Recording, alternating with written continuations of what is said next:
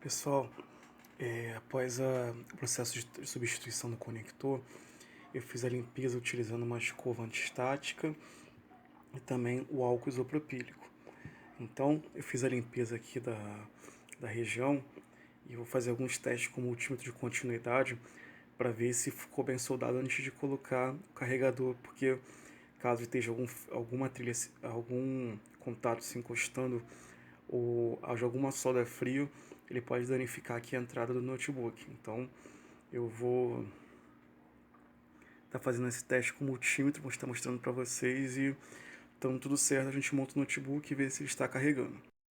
Meus amigos, desculpe não mostrar a montagem, mas meu telefone que é que eu estou usando para fazer a gravação, ele descarregou e eu tenho um certo prazo para poder entregar esse notebook. Esperar o telefone carregar para continuar a filmagem da montagem do aparelho demandaria muito tempo. Então aqui, esse é o resultado final. Eu vou estar abrindo aqui o aparelho e vou estar ligando ele só com a bateria aqui e depois vou conectar o carregador para ver se está funcionando. Bom, aqui está mostrando o nível de bateria. Ele não está completo ainda, ele está bem alto, mas não está completo ainda. Como eu não tenho a senha aqui do cliente, eu vou estar conectando aqui do lado.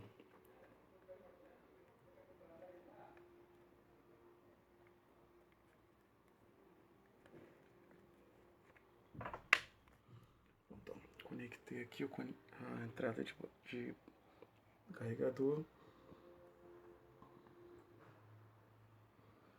E aqui nós já vemos aqui na proteção de tela que ele está com o desenho do carregador aqui e a princípio está carregando o notebook. Então era isso que eu queria mostrar para vocês. Muito obrigado por terem me acompanhado até aqui. Fiquem com Deus e até a próxima. Se inscreva no canal, ative o sininho de notificações e escreva sua dúvida, sua crítica, sugestão aqui embaixo na área de comentários. Muito obrigado e até